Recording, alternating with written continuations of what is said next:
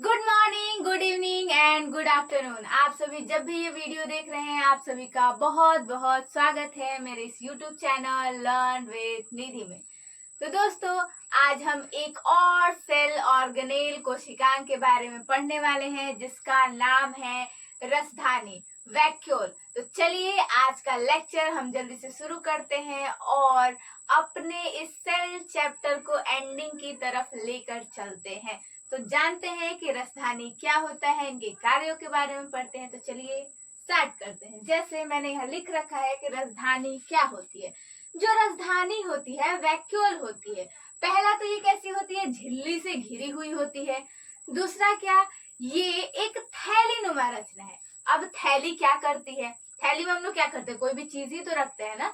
तो सेल के अंदर ये स्टोरेज का काम करते हैं। जैसे मैंने क्या लिखा है, रसधानी कोशिका के अंदर स्थित झिल्ली से घिरी थैली है, जहां पानी, भोजन और अन्य पदार्थ सुरक्षित रखे जाते हैं। अब देखो, जैसे हमारे घर में क्या होता है, चीजों को रखने के लिए स्टोर रूम होता है ना। जैसे कोई भी एक्स्ट्रा चीज है, एक्स्ट्रा कुर्सी है, किताबें हैं, पुराने पुराने कपड़े हैं, तो क्या बोलते हैं मम्मी, जाओ स्टोर रूम में रखो। स्टोर रूम में रखा रहता है। वैसे ही हमारे सेल के अंदर जितनी भी एक्स्ट्रा चीजें होती हैं, जैसे एक्स्ट्रा पानी हो गया, एक्स्ट्रा खाना हो गया, या फिर एक्स्ट्रा जैसे क्या बोलते हैं, अपशिष्ट पदार्थ समझते हो, जो एक्स्ट्रा बचा हुआ है जिसको सेल से बाहर निकालना है, कुछ टाइम के लिए वैक्यूल उसको भी स्टोर करके रखती है। ठीक है, इसीलिए इसको अपना सेल का स्टोर रूम भी कहा जाता है। संग्रहित करने वाली थैली। तो हम लोग क्या लिख सकते हैं रसधानी के बारे में, मान लो पूछे कोई तो क्या लिख सकते हैं, रसधानी क्या है। रसधानी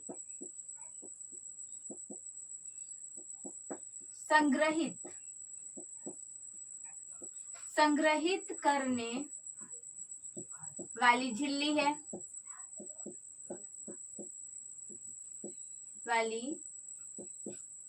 है, क्या है ये, एक संग्रहित करने वाली झिल्ली है।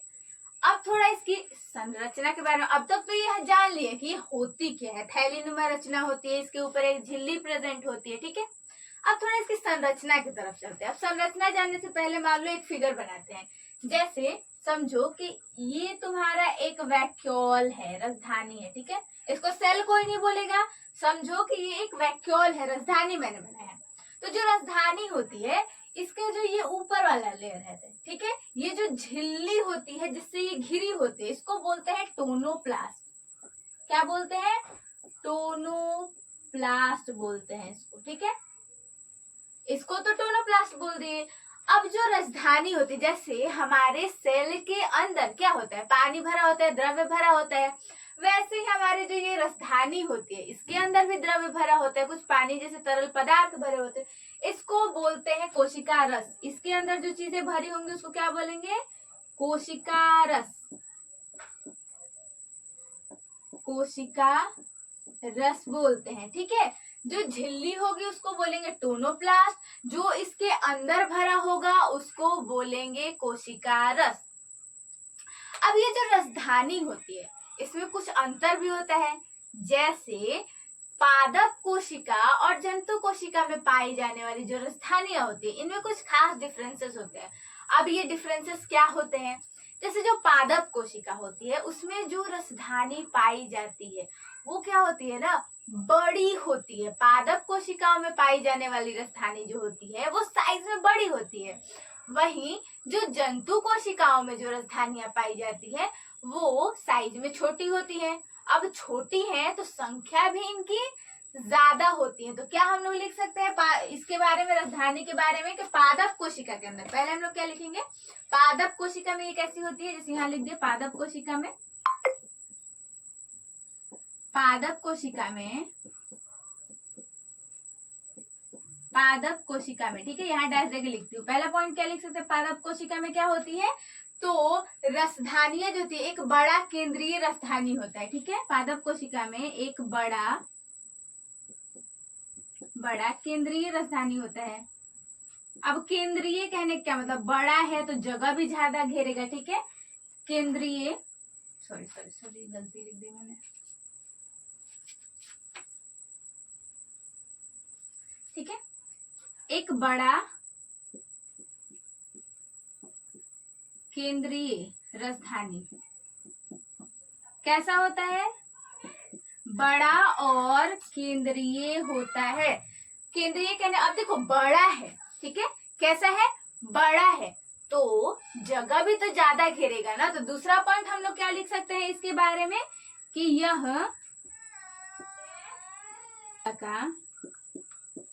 यह पादप कोशिका का एक बड़ा भाग घेर लेती है, ठीक है, एक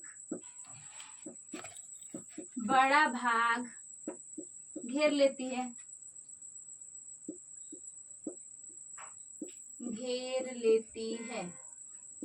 ठीक है। क्या कहते हैं? एक बड़ा भाग घेर लेती है, लगभग 90%। कितना? यहाँ लिख सकते हैं हम लोग, लगभग 90% ऑफ द एरिया जो होता है सेल का, वो कौन घेर लेता है? पादप कोशिकाओं में एक राजधानी घेर लेती है, ठीक है। जैसे एज अ फिगर, मतलब फिगर में समझ सकते हैं हम लोग। मान लो ये एक पादप कोशिका है, ठीक है, और ये एक जंतु कोशिका है। तो पादप कोशिका में क्या होता है? जैसे मान लो यहाँ केंद्रक होगा, ठीक है, और भी बहुत सारी चीजें। तो जो राजधानी होती है ना, ये इतना एरिया तुम्हारा घेर के रखेगी, ये राजधानी है, ठीक है। और वहीं जो इसमें होता है, ये केंद्रक बीच में होता है। यहाँ पर छोटी छोटी सी राजधानियां पाई जाएंगी, ऐसे छोटी छोटी, ठीक है। बहुत सारी राजधानियां पाई जाती है। तो हम लोग जंतु कोशिका में क्या लिख सकते हैं? ये तो हम लोग पादप कोशिका में समझ गए।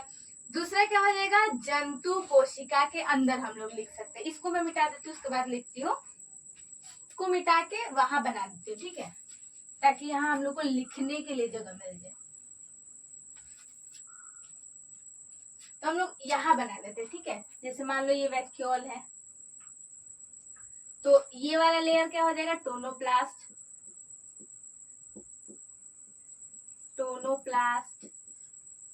ठीक है। इसके अंदर भरा रस क्या हो जाएगा? कोशिका रस,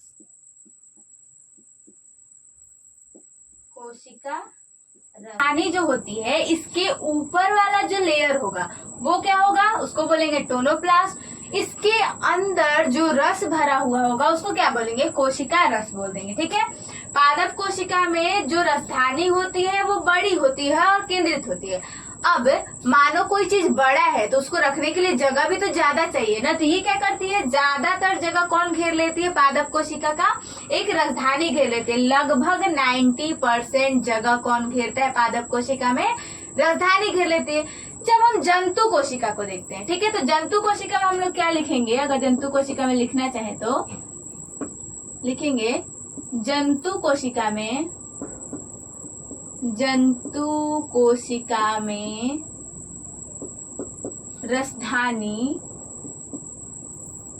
राजधानी काफी छोटी होती है,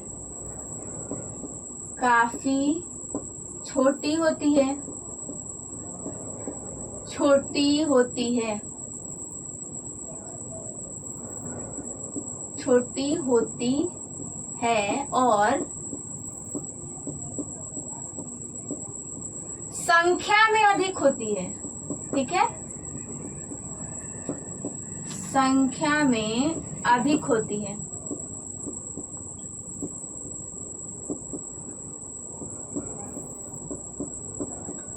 अब क्या होता है ना कि इसमें क्या है? बड़ी है तो एक पाई जाएगी, लेकिन इसमें छोटी छोटी है, ठीक है, जगह कम है और सेल में कचरा उतना ही ज्यादा है, पानी स्टोर करना है, ठीक है, सारी चीजें स्टोर करनी है।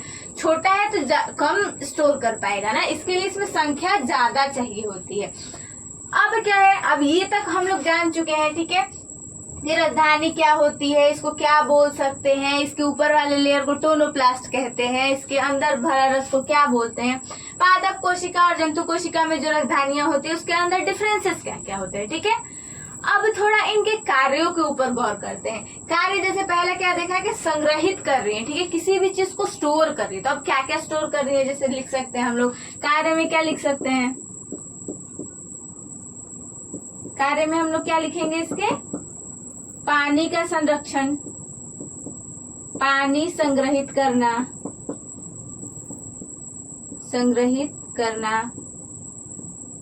ठीक है।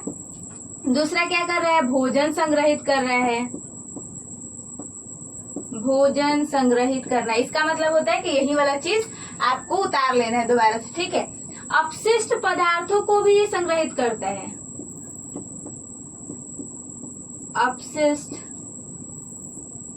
पदार्थों को रखना।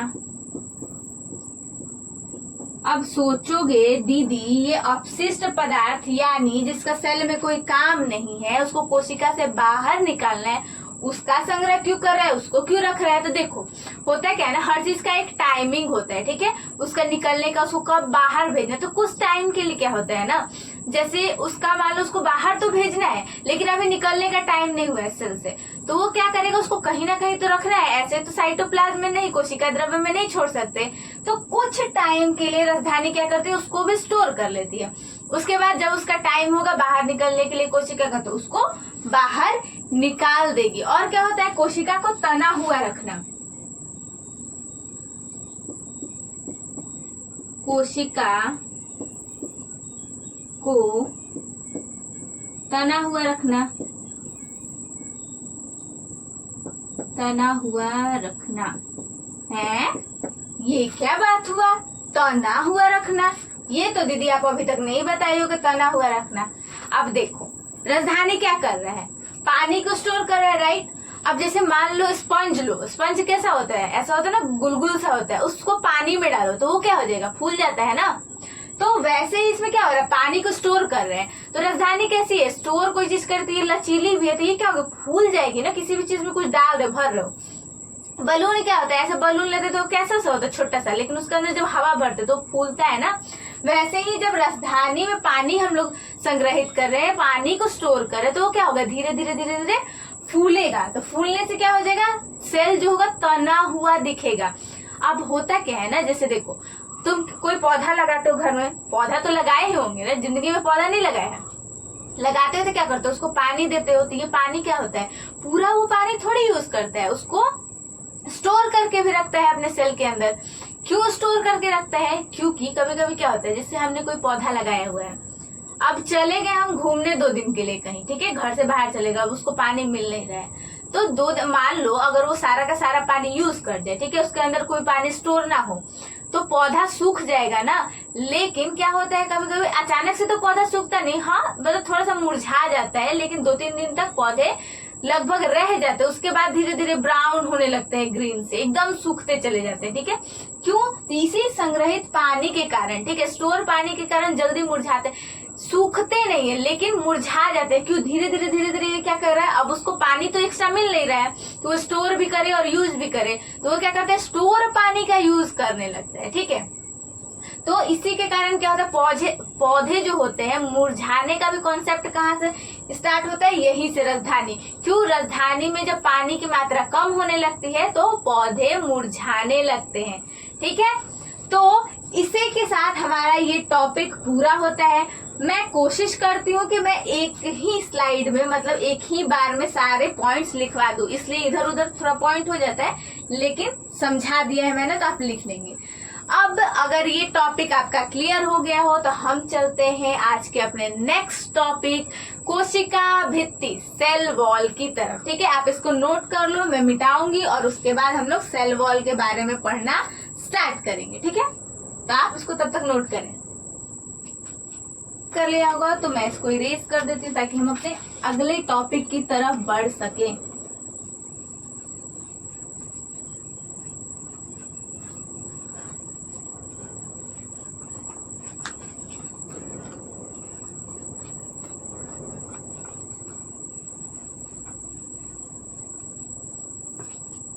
हमारा नेक्स्ट टॉपिक है कोशिका भित्ति।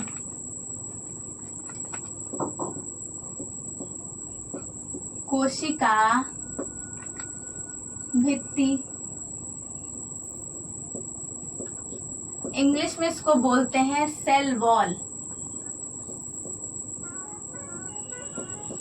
Cell wall.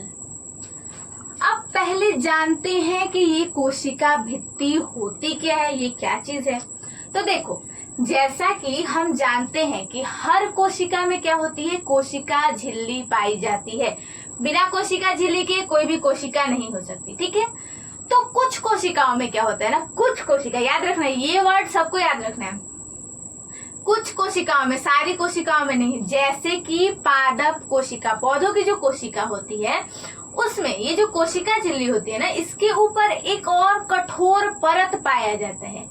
इस परत को ही हम क्या कहते हैं, कोशिका भित्ति कहते हैं। ठीक है, कुछ कोशिकाओं में क्या होता है, कोशिका झिल्ली के ऊपर एक और कठोर परत पाई जाती है, जिसे हम लोग क्या कहते हैं, कोशिका भित्ति कहते हैं। तो हम क्या लिख सकते हैं इसके बारे में, पादप कोशिका में ज्यादातर डिफाइन किया जाता है। ठीक है, तो कोशिका झिल्ली के ऊपर लिख सकते हैं, कोशिका झिल्ली के ऊपर, कोशिका झिल्ली के ऊपर एक कठोर और मजबूत, कठोर है तो ऑब्वियसली बात है मजबूत होगा, मजबूत परत पाई जाती है, परत होती है, इसे परत होती है, इसे कोशिका भित्ति, इसे कोशिका भित्ति कहते हैं,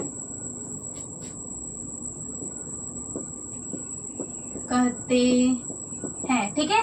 क्या कहते हैं, कोशिका भित्ति किसे कहते हैं, तो कोशिका झिल्ली के ऊपर एक कठोर और मजबूत परत होती है, इसे क्या कहते हैं हम लोग, कोशिका भित्ति कहते हैं।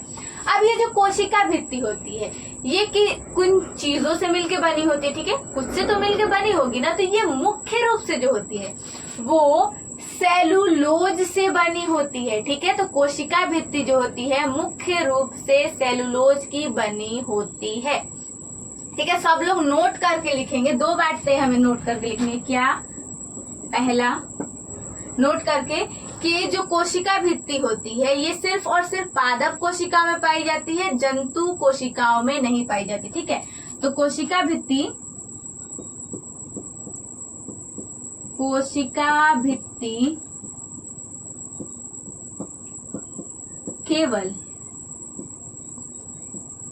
केवल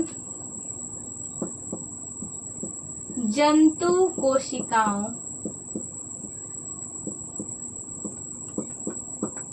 कोशिकाओं में पाई जाती हैं,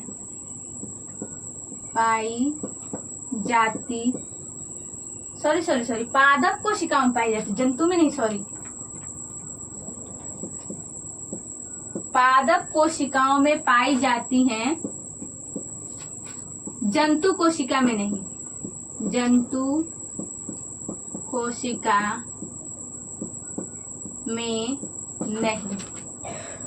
ठीक है, जो कोशिका भित्ति होती है ये केवल पादप कोशिकाओं में पाई जाती है, जंतु कोशिकाओं में नहीं पाई जाती। दूसरा नोट हम लोग क्या लिखेंगे, पादप कोशिका में पाई जाने वाली जो कोशिका भित्ति होती है वो किससे बनी होती है, सेलुलोज से बनी होती है। ठीक है, पादप कोशिका में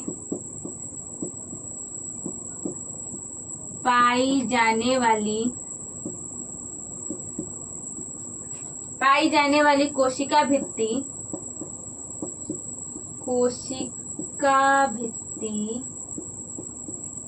सेलुलोज की बनी होती है। ठीक है, कोशिका भित्ति सेलुलोज की बनी होती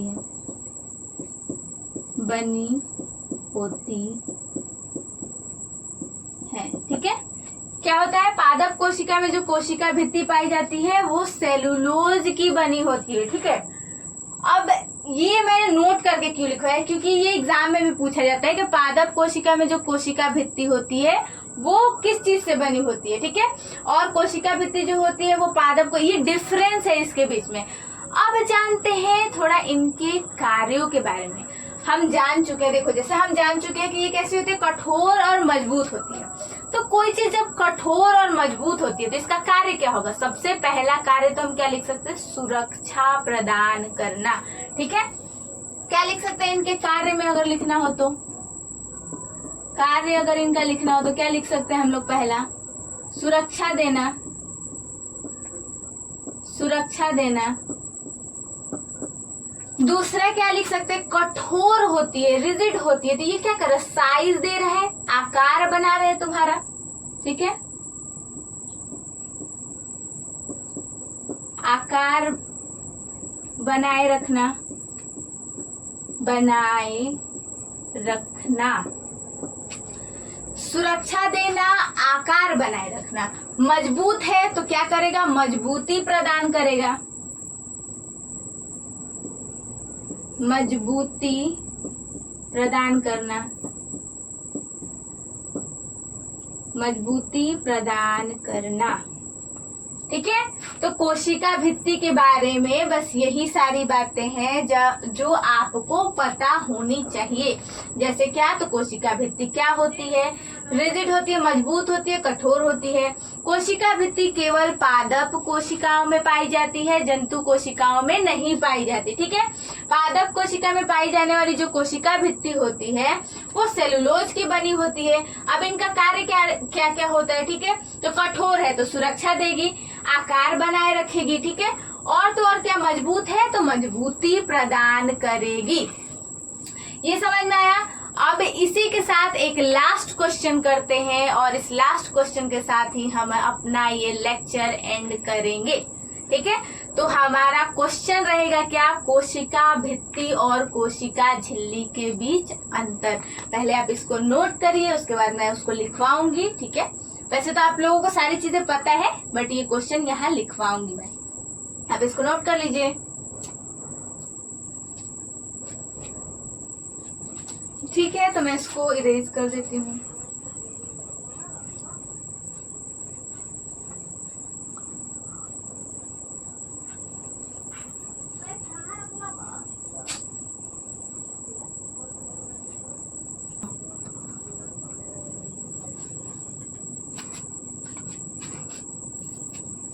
तो टॉपिक क्या था हम लोग का? कोशिका भित्ति और कोशिका झिल्ली में अंतर। ठीक है,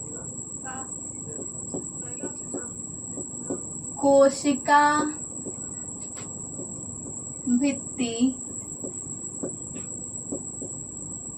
और कोशिका झिल्ली, कोशिका झिल्ली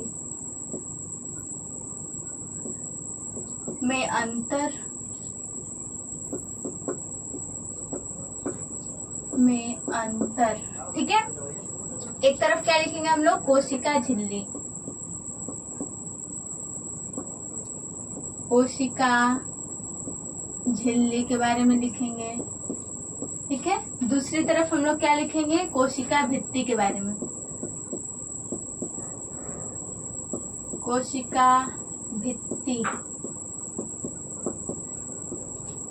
ठीक है, इसमें पहला पॉइंट क्या लिखेंगे? जो कोशिका झिल्ली होती है ये जीवित होती है। ठीक है, तो ये कैसी होती है? जीवित होती है, लिविंग होती है, जीवित होती है।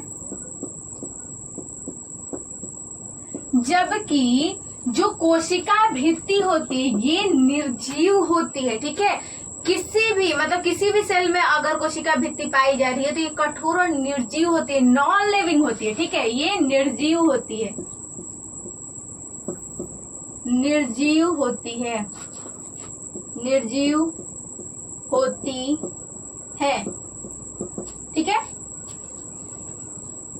दूसरा पॉइंट हम लोग इसमें क्या लिख सकते हैं? तो ये सभी कोशिकाओं में पाई जाती है। जो कोशिका मैंने पहले ही बताया था, जब हम लोगों ने कोशिका झिल्ली वाला टॉपिक पढ़ा था तो क्या पढ़ा था कि कोशिका झिल्ली के बिना कोई भी कोशिका हो ही नहीं सकती। क्यों? क्योंकि ये डिलिमिटिंग बाउंड्री थी।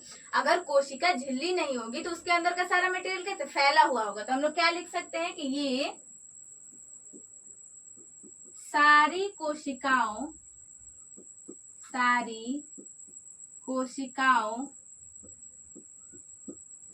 में पाई जाती हैं, पाई जाती है। जबकि जो कोशिका भित्ति होती है ये केवल और केवल पादप कोशिकाओं में ही पाई जाती है। ठीक है, कोशिका भित्ति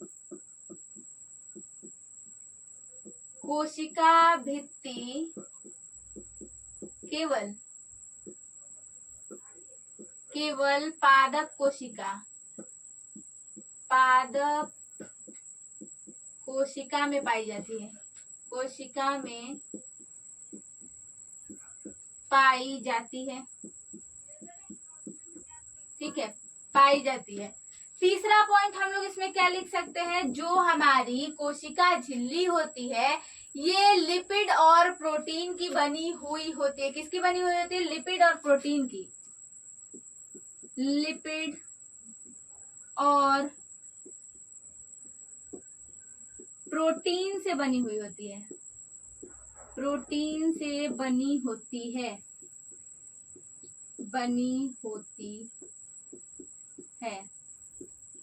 वही हमने क्या पढ़ा, कोशिका भित्ति जो होती है वो सेलुलोज से बनी होती है। सेलुलोज से बनी होती है। अब तो और चौथा पॉइंट क्या लिख सकते हैं, तो जब हमने कोशिका झिल्ली के बारे में पढ़ा था तो वहां पर क्या पढ़ा था, जो कोशिका झिल्ली होती है ये पदार्थों के आवागमन को नियंत्रित करती है। यह पदार्थों के आवागमन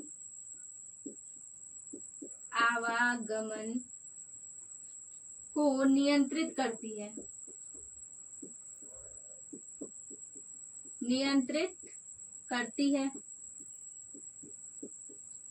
जबकि कोशिका भित्ति क्या कर रही है, मजबूती प्रदान कर रही है। क्या कर रही है? मजबूती प्रदान कर रही है।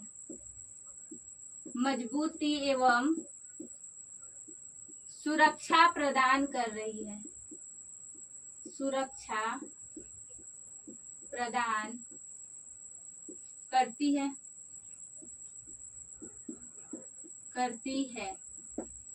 ठीक है, तो हमने इसमें चार पॉइंट पढ़ लिए। ठीक है, अब चारों के चारों पॉइंट जो है वो इम्पोर्टेंट है। ठीक है, चारों के चारों पॉइंट क्या है, वो इम्पोर्टेंट है। क्या क्या है, जो कोशिका झिल्ली होती है ये जीवित होती है।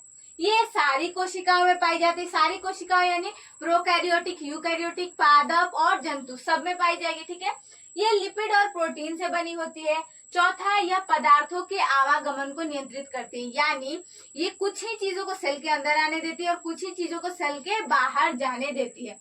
कोशिका भित्ति जो होती है ये निर्जीव होती है। ठीक है, इसमें कोई जीवन नहीं होता है। दूसरा, कोशिका भित्ति केवल पादप कोशिकाओं में पाई जाती है। ठीक है, ये जंतु कोशिकाओं में नहीं पाई जाती है। तीसरा, सेलुलोज से बनी होती है। और चौथा, मजबूती और सुरक्षा प्रदान करती है। इसी के साथ आज का हमारा ये लेक्चर एंड होता है। दोस्तों, जाने से पहले अगर आपको ये लेक्चर पसंद आया हो तो लाइक करना ना भूलें और अपने दोस्तों के साथ शेयर करें।